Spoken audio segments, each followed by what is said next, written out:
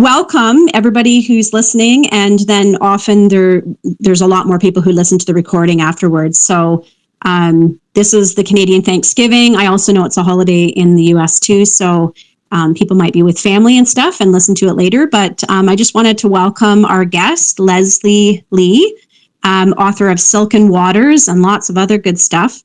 So I was just hoping to kind of start off the chat, just if you want to give a brief intro to the listeners before we get into some more, detailed questions. Just anything pertinent that you kind of want people to know at the start, and go ahead. Yeah. Again, like my name says, it's Leslie Lee. I am a lifetime resident of California. Not any of the cool parts. We're kind of like right in I call it the belly button of California, right in the middle in the San Joaquin Valley. I am the mother of two wonderful children who are my biggest writing fans. I have a 12-year-old daughter and a 10-year-old son. I'm fairly certain my son might take after me when it comes to writing, which just absolutely thrills me. And we're enjoying our first cloudy day today in months, so I'm super excited. It's been 100 degrees here in October, so it kind of stinks. That sounds like it. Do you get today off as well? Is it an official holiday, or do businesses shut down, or is it a normal school day? We have Columbus Day / Indigenous People Day. And so the kids are in school. The post office is closed. I think the bank is closed. But everybody else is pretty much just working away. Business as usual for most, then, it sounds like. Yeah. My first question is just if you want to take us back a little bit to when the whole journey started. So many writers have different journeys when it comes to when they started writing. Some very, very young ages, and some, they hit 40 or something and then they start writing. So if you just want to share a little bit about when that kind of all happened for you, that I think listeners would find that interesting.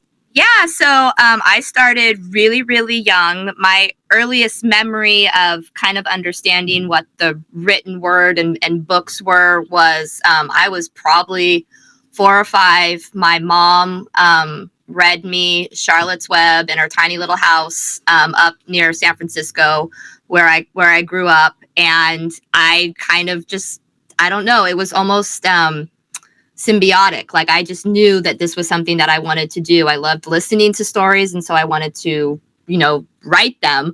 Obviously, when you're 4, you're not going to necessarily write a masterpiece. But I would just kind of like scrawl ideas with crayon on newsprint paper that kids use, in elementary school. And I wrote my first kind of like beginning to end story when I was in the 2nd grade for a young author competition. Got 2nd place.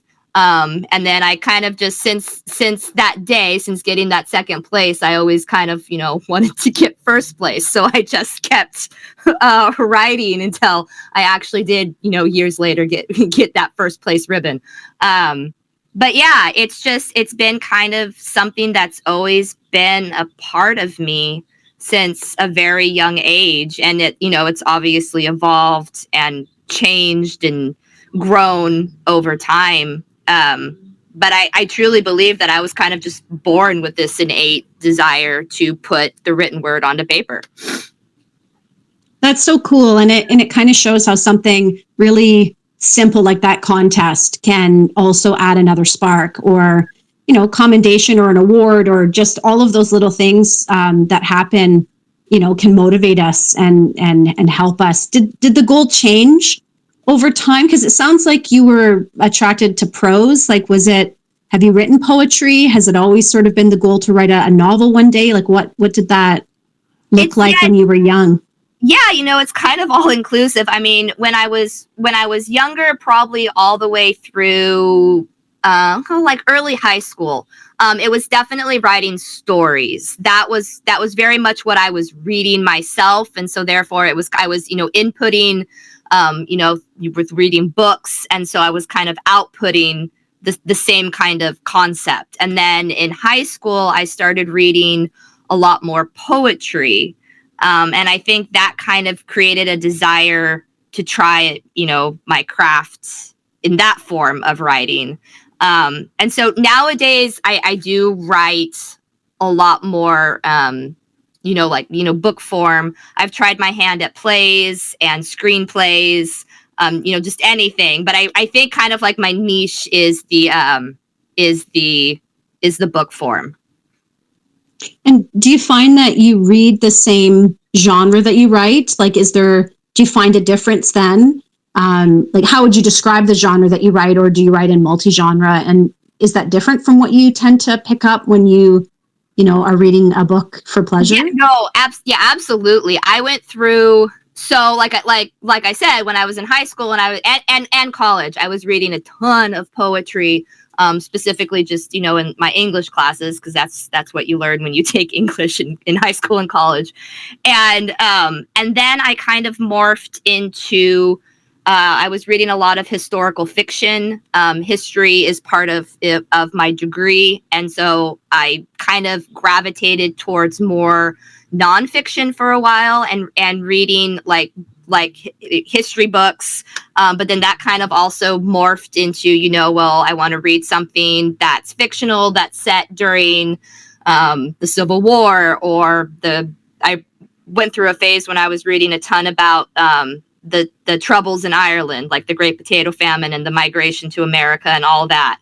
And then I went through a phase when I was like probably late 20s, early 30s, where I was fascinated with the origin of like different religions, and like specifically Christianity, and how like the Council at Nicaea, and how like all the stuff in the Bible came to be in the Bible, like who decided it went in. And so it's just it to your point, it's very much what you're reading tends to be what you want to create with, if that makes sense.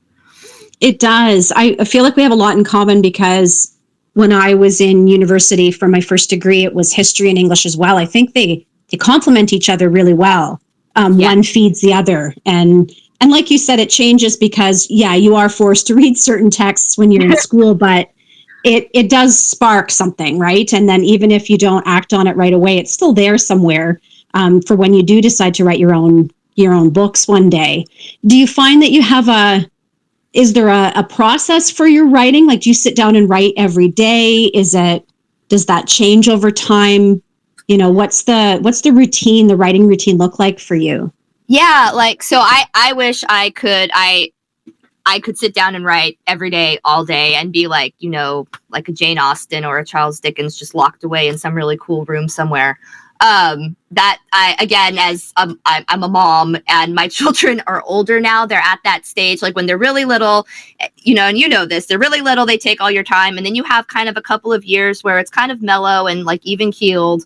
And then now, like, my daughter's a cheerleader and my son's a football player. And so I really don't have the amount of time I would love to sit down and write, as much as I would. I do tend to write kind of in seasons. So, for example, this book, I was very specific in starting during the summer, because I knew I would have more time, because the kids, were out of school. And my goal was to be done by, at the very latest, the beginning of October.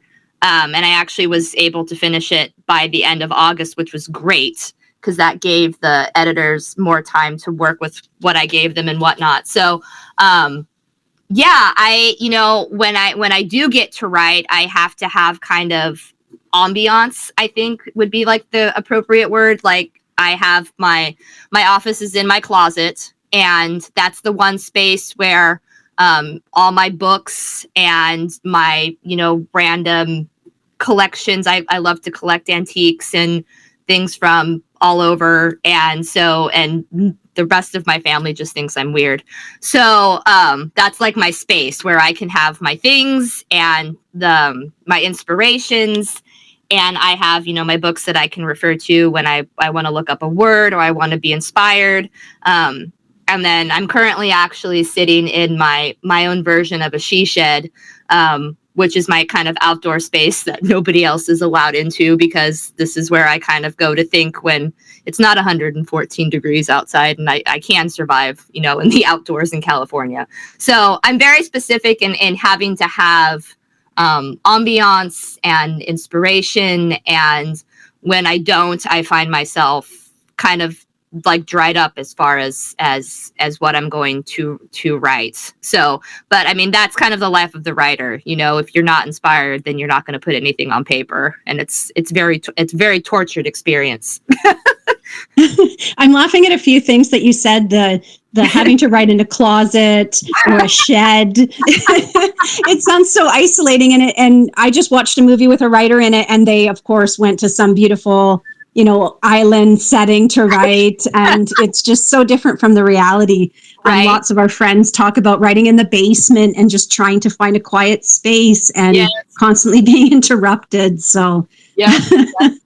That's the reality. My kids have learned that if the door to the closet is closed, you better not open it, or there's going to be writing. You should say, like, my note, don't ring the doorbell. It's like, don't knock. Yep. Leave coffee outside. Yes, please. That's fantastic. You mentioned that, maybe family / relatives think you're weird. What's it like when you're a writer and maybe your friends aren't all writers, right? Like maybe you're the only one. How has that been for you? Has it helped because since they're not also involved in it, they can be readers, or do they just not, you don't address it with them at all? Is it kind of like a secret love? What does that look like for you? Yeah, again, it's been kind of an evolutionary process. In high school, I was the consummate kind of geek weirdo. Like nobody else wrote. Nobody else was creative in that sense. You had the athletes, and you had the cheerleaders, and you had the super smart kids that would go and do the academic decathlon or whatever. And I was just this writer, who would often ditch. I can say this now without getting grounded. I often would ditch, like my math and science classes to go and write in the library, like in the back corner. And so I had very few friends.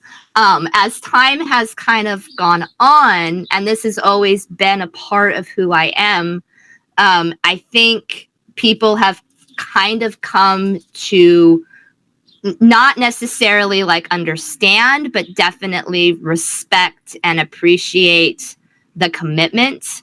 It's not something that I just did, when I was a kid and it was a passing phase. Like, this is something I'm very committed to. And with that commitment, I think has come a respect, not necessarily an understanding, but a definite, respect. I have a friend who is, he is also creative. He's a videographer. So he does have that creative mind, but he does not understand the appeal of reading fiction specifically. But it respects the fact that I continue to put stuff out and I continue to use my imagination. And then I have another friend who we've known each other our whole lives, and we haven't been really close until the last couple of years. And he is also a creative, and it's through conversations with him that I've come up with a lot of the ideas, specifically in this last book. When I would have kind of a writer's block, I would go to him. He actually lives in Hawaii right now, so there's a time difference, and we would be talking at odd hours. But I would be like, "Help! I don't know how to have this character go through, their journey, and I don't know how to end this, or should I do this or this?" And he would help me come up with the ideas. And so I found it very kind of interesting how both people who don't necessarily get the craft, but then also who are incredibly gifted with the craft, have all played a part in what I've created over the years. In fact, the last 3 books I've written have been on kind of just momentary dares that my videographer friend has kind of issued. Like I was writing historical fiction for a time, and he said, well, why don't you try to write something that's like modern? Like you always are writing stuff that's like back in the day. And so I said, all right, challenge accepted. And I wrote a contemporary piece. And then these last two books, he was like, you should write like science fiction or fantasy, which is so beyond anything that I've ever done before. And, he should have known better because I accepted the challenge. And as a result, 2 books have come out of it. So that's neat. It's like the journey brings you people or brings people into your life. Absolutely. In a way, it's somewhat, serendipitous how it all just, it kind of comes together and you meet people and they bring out, like you said, the challenge will bring out then new things in you, which then might lead you to meet new people because you're writing fantasy and so on. So absolutely. I think that's such a cool description. You writing in the back of the library, an image of the Breakfast Club minus the detention was conjured in my head. I'm thinking, okay, I get that. I can picture you doing that. It's clear you think writing's important. I think it's, in everything that you've said, but is there something bigger, like a bigger thing that you think is so important to write, to be a writer, or to just, go through the process of writing? Like, why is writing important to you? Yeah, I think, first of all, the obvious, it's a great form of expression. And we have, I think in today's world where, even with, my own 2 kids, technology is just at their fingertips. They can create anything by typing into an AI program what they want. There's no need to sit and think and process because everything is just easy. And I know for my kids, we have this love-hate relationship because I make them look at what they're writing. I make them think about the process and how to form their thoughts. My son and I are currently going through the Chronicles of Narnia because he has to read a certain amount, each quarter. And these things are important because they need to learn how to be able to express themselves, both verbally, but then also, on paper. And I think, writing is also, it's important because it preserves the past, which I think is something that is also kind of being taken for granted and lost, especially in today's day and age where we kind of want to like alter and change our viewpoints of the past. But it's important, for us to understand not just facts and, places of events, but also kind of the mindset of, why did Charles Dickens write so much about child abuse in his novels? Well, it was because he experienced it. He grew up poor and having to serve in the debtor's prison, and then he also witnessed it around him. And so that's why it's in his novels, is because he witnessed it firsthand, and that was a part of Victorian history, And so if we don't continue to express our thoughts and our feelings and preserve, what's going on around us, then we're kind of doing a disservice to the future generations, in my opinion.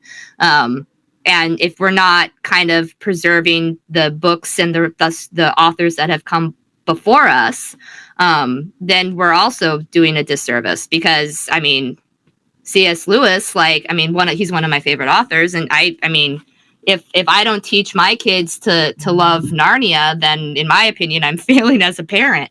And I know that's a personal opinion, but that's how I feel. Like I want them to be able to appreciate the classics and the privilege that it is to be able to read, because there's, people in the world that aren't allowed to even own a book.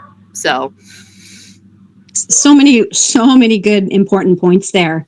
Do you feel, you mentioned Dickens and C.S. Lewis, and I'm thinking, is your work, would you say it's pure escapism, or do you feel like you have a message, whether it's, hidden or, really obvious. In your new book or in any of your works, do you try to incorporate something, maybe social critique or something historical? Do you also find that you need to put that in your writing, or is it just, would you say it's meant to be something where people pick it up and they just lose themselves in it, and there is no, deeper message to it, something just, comedic or, just for pure enjoyment?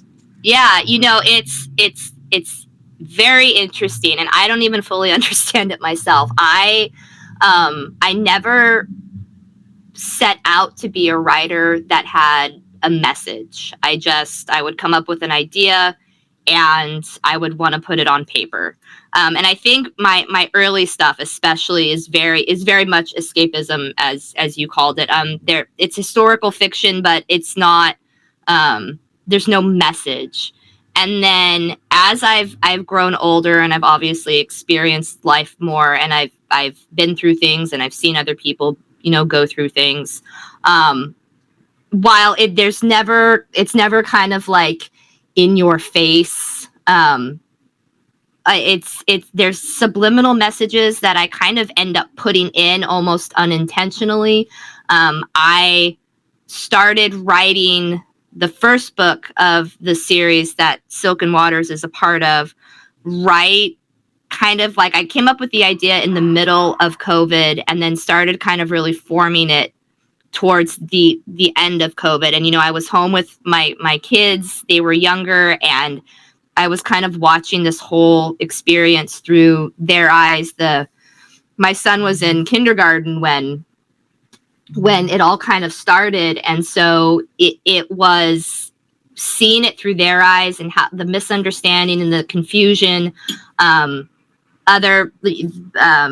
We had a lot of kind of protests and stores broken into during the whole the Black Lives Matter movement, and I was watching all of this through my kids' eyes. They're like, why would someone do this, and why would someone hurt somebody just because of the color of their skin and all this stuff? And so there's very much kind of an underlying message in the series that Silken Waters is a part of you don't judge somebody just because of how they look or how they live their life.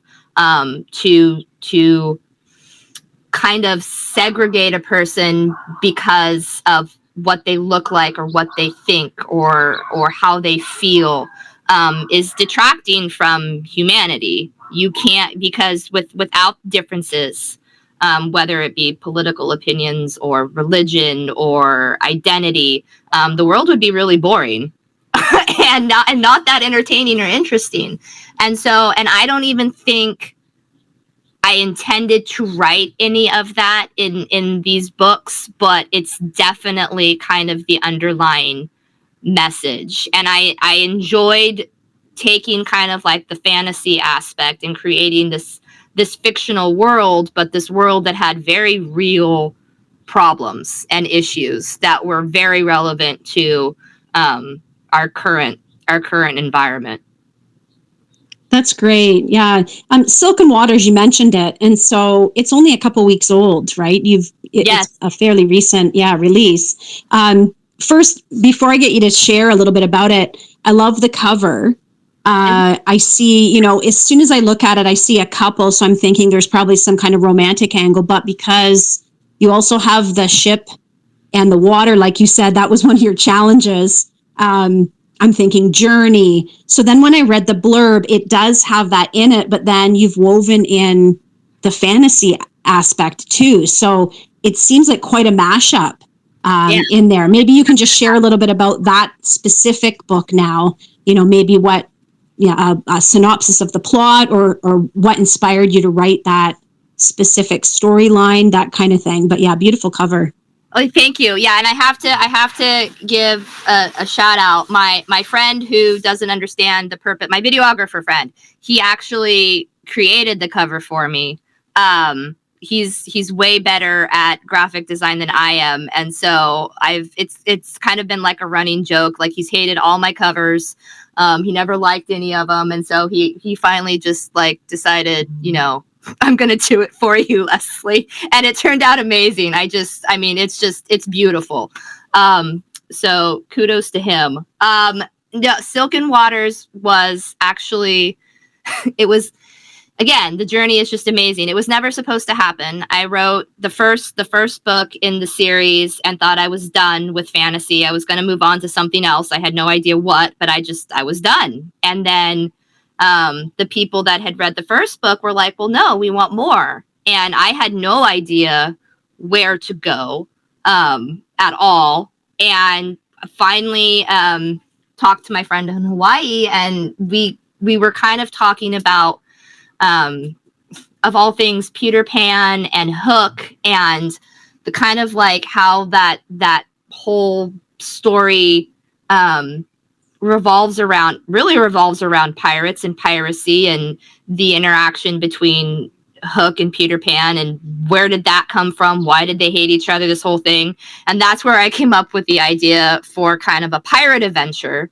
But that still didn't really give me anything. I mean, anybody can write a pirate story. And so this book really, the second book really kind of, I guess, focuses on what do you do when your livelihood has been taken from you. At the end of the first book, there's kind of a resolution between. I guess I should kind of set the precedent. The whole series it happens in a fictional world called the Vale, where there are vampires and there are elves, and they obviously don't like each other. And they've been fighting for about 1,000 years. And at the end of the first book, there's an uneasy peace that comes into existence. But the pirates, who are all vampires, they find themselves kind of wondering what they're supposed to do, because they're being told by their leaders that they can no longer pirate, but that's all they know. And this faction has all grown up from a very young age as pirates.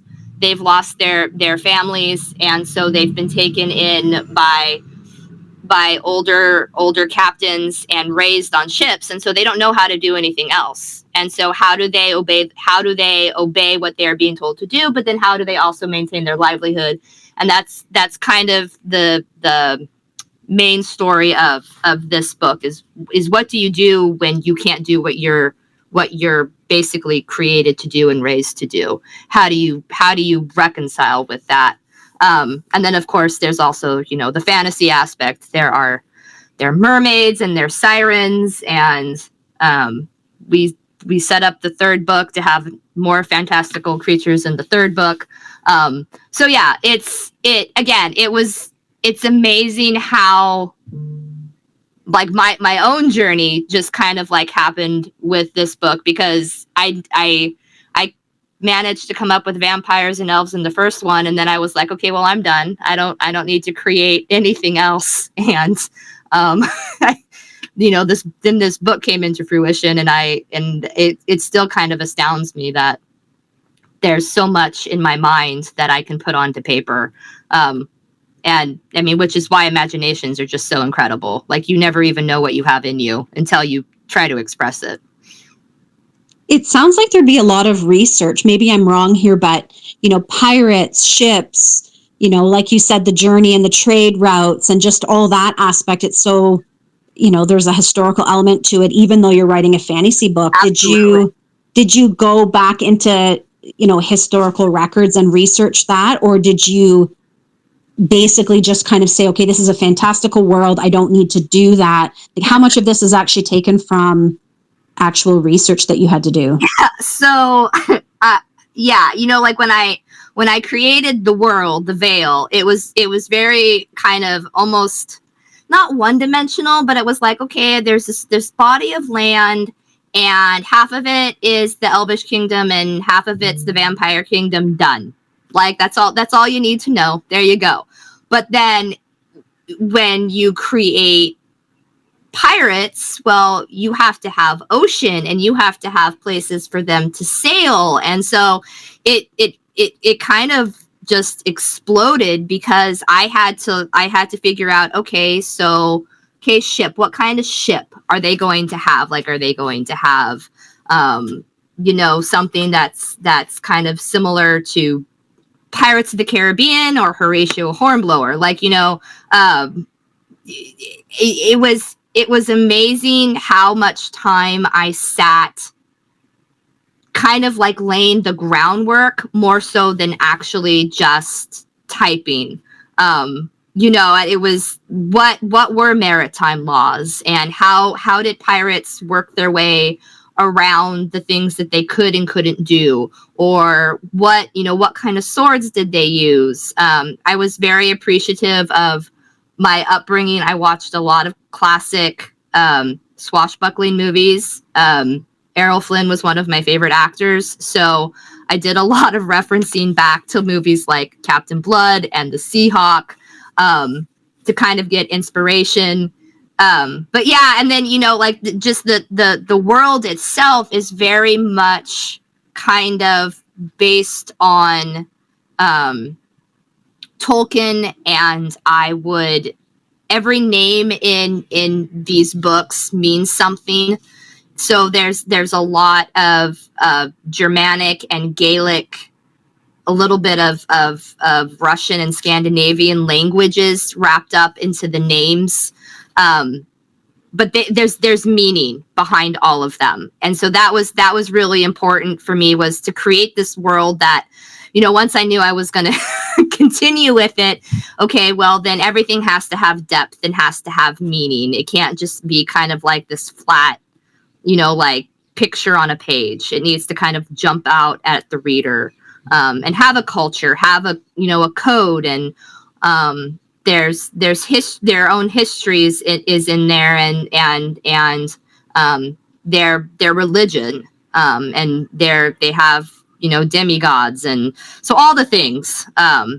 And so it's been a quite exhausting journey that I wasn't really planning on going, but I'm grateful for the kind of like the upbringing I've had, where I know how to go back into history and do research and figure out how I want to kind of amplify the culture that is in the Vale.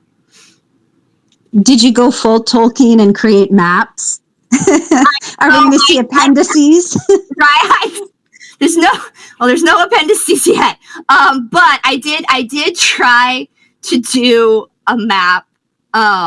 There's actually some program online where you can create your own fantasy maps. I failed horribly at it.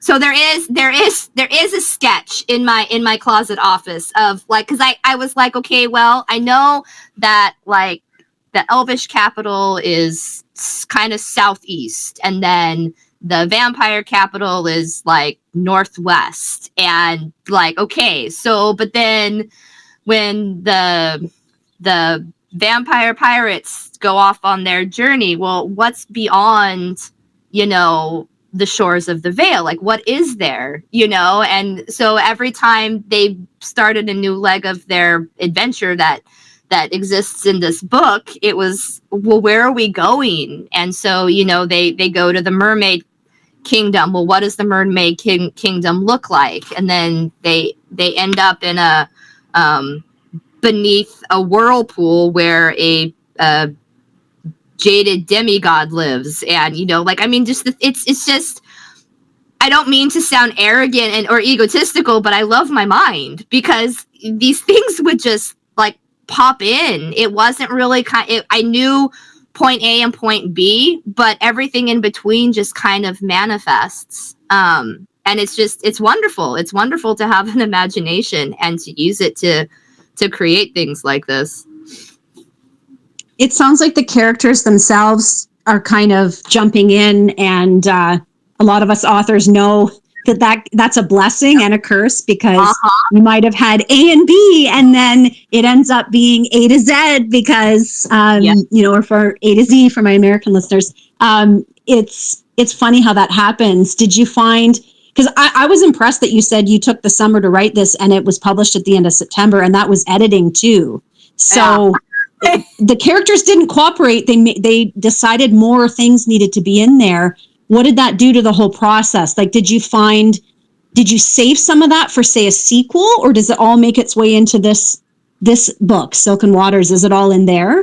Yeah, well, it was, so this book it has the two main characters from the first book in it as kind of more secondary characters, and then there's the plan to have a third book, but this one, it was, I knew I had the main pirate, which the Renault, he's on the cover, and then I knew I wanted him, there has to be a romance, and so, but I didn't know, pirates aren't necessarily like the most chivalrous of individuals, so how was there going to be a romance with this pirate who didn't have any manners, who was also very kind of put off by the fact that he's being told that he can't be a pirate anymore?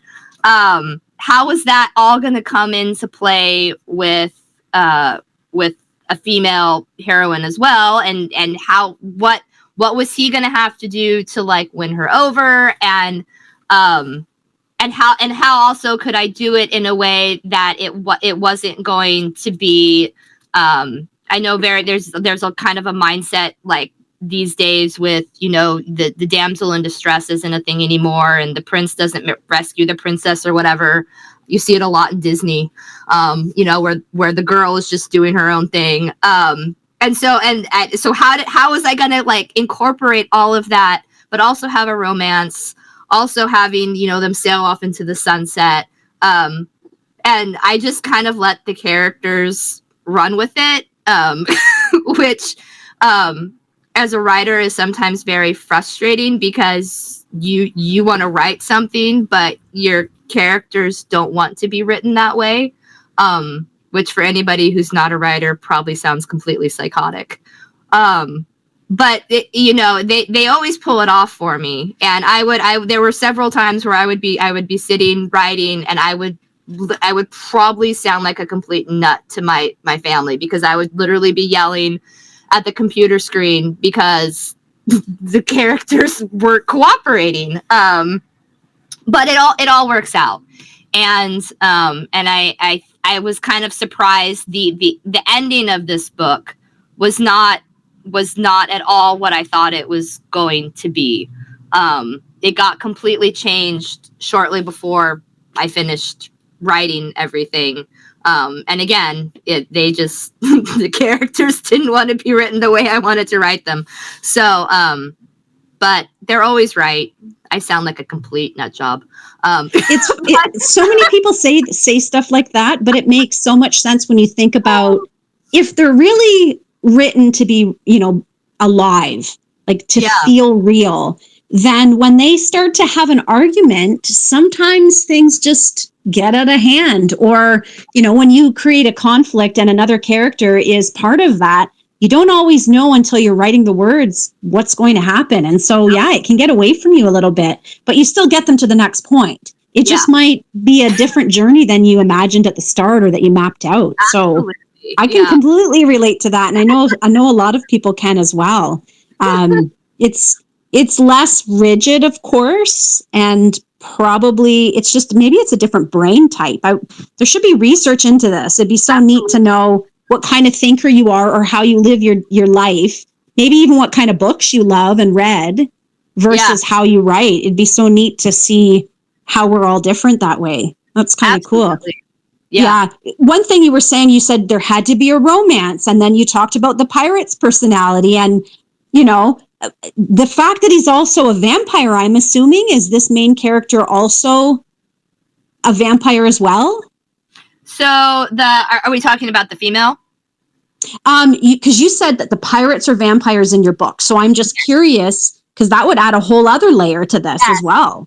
So the vampires in the world of the Vale are more so, I don't even want to compare to the Twilight movies, or I love the books, not the movies. But they can be in sunlight. They're not the vampire type that, the sun comes up and they slip into their coffin. And so, which I chose to do because I didn't want all the action in the Vale stories happening at night, them slurking around, avoiding the sunlight. And so, yes, the vampire, the pirates are all vampires. And then they have to wrestle with the elves that live in the Vale, who are very much, the elves are portrayed as very arrogant, very conceited, kind of very full of themselves. And again, they've been warring with each other for a millennia. Nobody really knows why, except for the fact that they just don't like each other. And so, but then you have certain characters that are, they are half of each. They're who, so for example, the two main characters from the first book are, the male is half elf and half vampire, and the female is half elf, half human. Her mother actually crossed over into the human world and married a human man, and so she is the result of that marriage. And so that the kind of the mixing of races also comes into play, because you have this hatred between the elves and the vampires, but then you have this kind of additional level of prejudice and racism, in a sense, between with the people or the characters that are of mixed race, and how they are thought of as even less than just the direct enemy, which again wasn't really even intended. It wasn't planned to kind of come about that way, but I found myself, writing these characters who it wasn't their fault that they had the parents that they had, or they came from where they did, but yet they're still judged and ostracized for just being just a little bit different than everybody else. So, and I think, and that's, completely relevant to today's world, and so, and those are my favorite characters, is the ones that they're conflicted with their own identity, and then they're conflicted with everyone around them because of who they are. I think you're proving how complex the writing can be. Often we get judged when, say, the book has a romantic angle, or it's fantasy, and just the judgment that can come from it must not be, at the same caliber, say, as, if we said it was literary fiction or whatever. But the issues you're saying that are the nuances and the complexities in there are, like you said, they're timely, they're worthy to be studied. And just because you're doing it in sort of a fantastical manner to make it enjoyable to read the story, I think it's still, you're bringing out a lot of really important subjects in there as well. So I think that's very cool. And it's sort of a testament to how we can use stories to tell those kinds of things, but you can still have a romantic angle, because romance is part of life too. So, right. Yeah. What's the heat level? What would you say the language, the heat, who would love this book? Who would maybe not want to read it? You know what I'm saying? Totally. So I write all my novels have a romance. And so I write with the kind of the idea that I want those Jane Austen fans to have their perfect romance with Mr. Darcy, walking across the field in the morning mist. But then I also want my my children have read my stuff. So I want it to be kind of like acceptable for all ages. And I want it to be enjoyed by all ages, and not do it so sappy that a guy can't pick it up and enjoy it just as much as a girl. And so the romance scenes are always the toughest to write for me.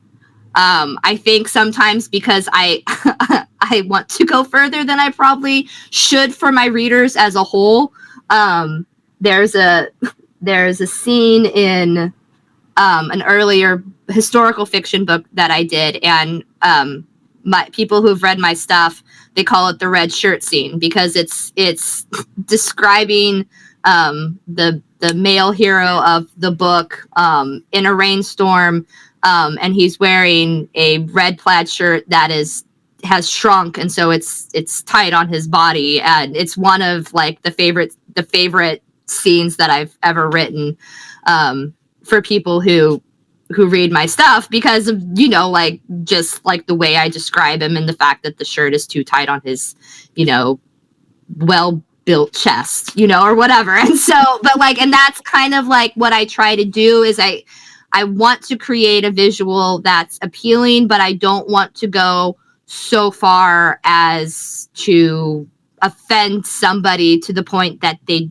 don't want to read anymore, if that makes sense. I think that's really cool, because it sounds like you're walking that line, but you're being very savvy about it. And I think that it's going to appeal just as much to, say, like you said, to people who love Jane Austen or classic lit of romance. But contemporary readers would also like that. And even if it's slow burn, you're still going to, satisfy that. But have you ever considered having, say, a pen name to write those other types of stories? Or do you prefer and think it's better to consolidate under one name? Like, how do you feel about the marketing side? No, I mean, yes, absolutely. Like, having a pen name, I think, would be incredibly fun.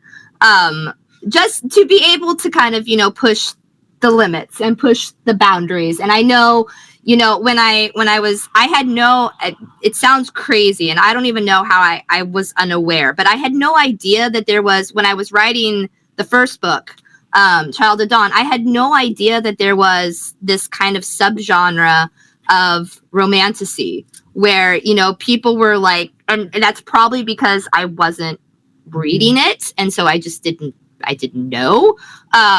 But there was this whole kind of subgenre where, like, the focal point was the hot, steamy romance between two fairies, or, whatever. And so when I started promoting the first book, and I thought I had this incredibly unique idea, and come to realize that, no, this is like a thing. And people, want the heat and the fire with the fantastical beings. And I mean, there's whole organizations that, cater to just that, which I think is incredible. I think everybody needs to kind of be able to experience that kind of escapism, and that it's okay. It's okay to kind of like lose yourself in these fictional and fantastical environments, whether it's at, a fairy ball, or you're reading a book, by a fireplace. Like, it's totally acceptable and permissible to do that, So yeah, I think one day, in fact, I have a pen name, I've just never used it. So like, we'll see. I don't know. I know it's sort of, I also have created one. I'm just not going to lie. I haven't published anything under that yet, but I'm like you, where I want to, under this name, market a certain way and have a certain readership. And while my books would not be for under 18 or not for very young people, it's still not pushing the envelope very much either. It's kind of, within the parameters I feel comfortable with. I feel like if I were to do anything different like you, I would need to do that under a pen name and really think hard about that. But also, once you have a name and you've got your Amazon set up and your website and whatever else, it's a lot to consider. To then, do you do all that work, same amount of work with the pen name? Yeah, it's a dilemma, right? Yeah.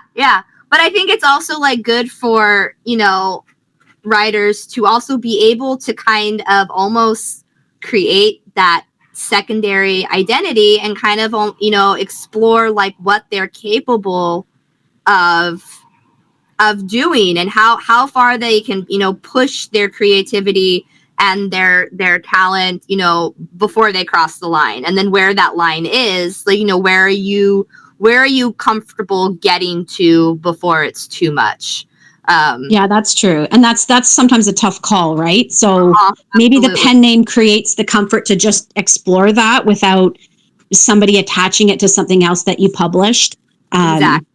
And keep them separate until you are comfortable, or whether or not you want to maybe take that and really market that and whatnot. I think that's fair, completely fair.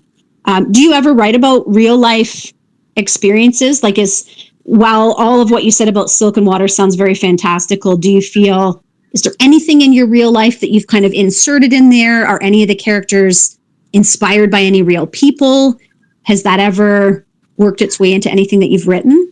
I mean, yeah, I definitely, there's if you kind of trace my writing, there's always, I'm a redhead, and so there's always a redhead character, and usually it's the female protagonist, but that's kind of like my way of inserting my own personality, my kind of my spunk and my tenacity and my my temper, into my writing. So yeah, there's definitely always a piece of me. I try to always put a bit of the people who have been supportive, of my writing into my stories. So, for example, my friend in Hawaii, who's just been,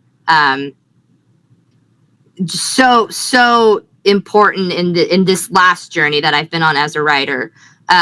There's a lot of his personality throughout kind of several of the characters. And he knows it too. Like, like in our conversations, like, you deserve to be on these pages. Like, you've earned a place here. And to his credit, he appreciates it.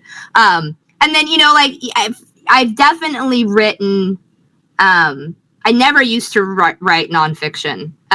It just wasn't my thing. But then again, as I've grown older and I've seen the world as it is, both the good and the bad, I've definitely,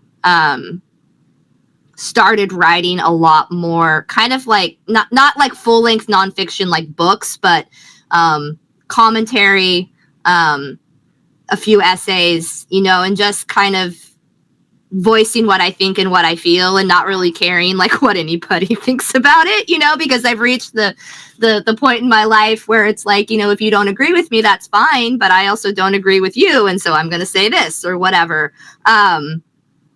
And I think that's why writing is so important, is you can say what you want, and the good and the bad of, kind of living where we live is that, you can say what you want, and it may not be agreed with, but you kind of have the right to speak. And so, that comes out, both in my books, but then also if I hear something or I see something and I'm not happy about it, it's probably going to go somewhere on social media. And people that know me have just kind of come to accept it. I think at first, when I was first kind of doing that, people were like, well, what are you doing? Like, you can't say that. And I'm like, well, but I can.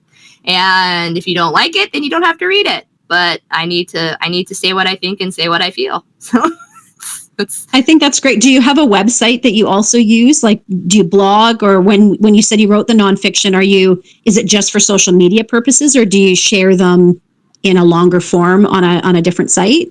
it's kind of twofold. So there's some, I was blogging for a while, and the blog is connected to my website. But then there's a lot on, well, actually, no. I think actually on my website there's a couple of other things. There's a piece that I wrote, when, again, like when we were going through COVID and we had a local store that was graffitied and broken into due to Black Lives Matter protests, and just kind of like the perspective that my kids had going to it was a Target, and Target's their favorite store, and so like driving my kids up to this Target, and we couldn't go in because there was glass everywhere and graffiti everywhere, and having to explain to my children, this is why this happened, and how do you feel about that, and my son being in tears.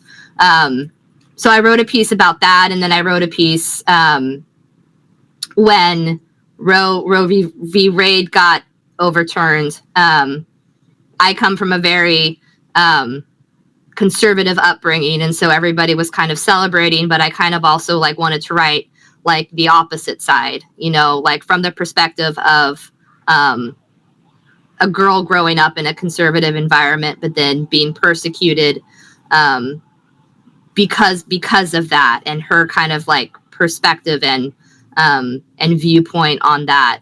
Because I was, when Roe v. Wade got overturned, I was very much, hearing all the celebration and all the, like yay and whatever. But then I've also witnessed, girls being persecuted outside of Planned Parenthood, like having things thrown at them, and being really quite abused, all in the name of pro-life. And so I'm getting so political there. This is not my intent, but like that, so writing about stuff like that. Like if I'm passionate about it, or if I see my children kind of experience something or go through something, I'll write from their perspective. And it's not necessarily going to change the world, but if I feel something or I think something, then I'm going to write about it.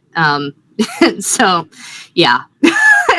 I think the neat thing though is that a lot of the political stuff, and even the things you mentioned, and being able to see it from both sides, because often when we're raised a certain way, even if we have differing views, you can then see both sides, which then when you write these characters that are very complex, that makes its way into the writing. And I think you're able to write, say, a villain or like you said, a character who's flawed, who changes, grows. It's easier. It Yes. becomes a part of you, and you can do that easier. And they're not all just these two-dimensional, beings.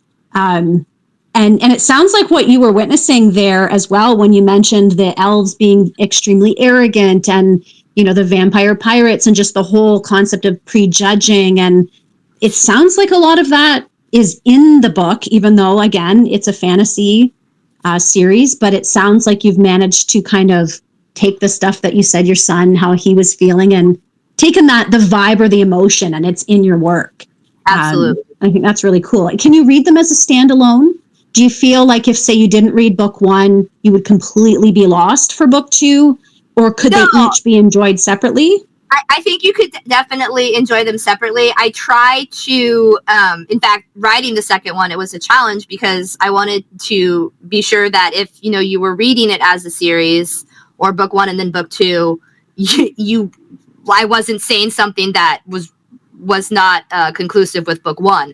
And so I try to kind of sum up what's happened in book one enough in book two. So if you were to just pick it up at the bookstore off the bookshelf, you would be able to follow along. There might be a few discrepancies, like, well, wait, like what is this about?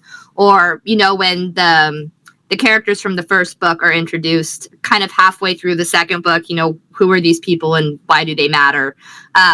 But it's fairly understandable. That's good. Yeah. Are you wide? Like, are you Kindle Unlimited? Have you committed to doing that, or do you offer the books to a wide market beyond Amazon? What's that look like for people who are interested? Yeah, it's on Amazon. The first book is first book is Kindle Unlimited, paperback and hardback. Silken Waters is available on Amazon on paperback and Kindle, and I believe it's Kindle Unlimited as well. And then all the books are also available through the website, through www.leslieannlee.com. That's fantastic. Thank you. I want to ask you one final question, if that's okay. Just kind of Absolutely. curious what your next plans are. Where do you hope to kind of go forward from here now that you've got the new book out? What's next on maybe your to-do list for writing, or are there any other plans in your life? So it's kind of a jumble right now. The plan is to write a third, which will I think, now I have to say think because you never know. I think we'll conclude the series, and this third book will involve dragons, which has really kind of excited everybody that knows that. So there will be a race of dragons involved in the third book, and it's kind of alluded to in the first two that there will be dragons. So now we're going to actually have them. That's with the writing. After writing the first book, I was challenged kind of unexpectedly by somebody who I did an interview with that, I should write a screenplay, which was not a plan at all. But again, with everything, when I'm challenged, I accept the challenge and I take it head on. So I'm currently, I've written the screenplay, and that the screenplay is being shopped for the first book. If anything were to ever happen with that, I would probably just continue and write a screenplay for the second and third books as well. Whether or not anything would happen, who knows? But that's kind of like the side project that was completely and totally unexpected. Writing a screenplay is nothing like writing a novel. It's like writing in a whole different language. So that's definitely been a challenge. And then just kind of, right now is that this next month or so, I've got several interviews that I'm doing, and those always kind of like spiral into other things. And so I'm just, like, I probably won't start writing again until early spring, summer, because it's just crazy with the holidays and whatever, and I never get to write as much as I do, and then I just get angry. So, and you have Thanksgiving there in November too. So, yeah. Ours is today, but you're kind of heading into a very busy time then. Yes. As well. Yeah. Yeah. It was a pleasure to talk to you. Is there any final thoughts or anything else that you want to add before we wrap it up? It was such a pleasure, and I really as soon as you mentioned Tolkien near the start there, I was like, this is a book I need to buy, because even if there's nothing Tolkien in it, anyone who's a fan, that is just anyone who knows me knows that I think in Tolkien. Everything is a quote. Everything is a memory of falling in love with that book when I was 10. So, any final thoughts that you want to share? No, just thank you so much. You've been so wonderful and communicative and professional. And I've had some pretty interesting, sketchy interviews, and this probably tops the list. So I appreciate you very, very much. Oh, that's really nice to hear. Thank you. I'll continue to kind of shout out your book for a little while, and I'll get this video edited or the audio edited and send that off to you. But if anyone else has any questions for you, they can put them in the replies. Even when the interview is done, you can feel free to answer those and respond as well. So thank you so much, Leslie. It was a pleasure. And everybody grab your copy of Silken Waters, as well as I'll put the link in there for the whole series. So thanks so much. Awesome. Thank you so much for everything. Happy Thanksgiving.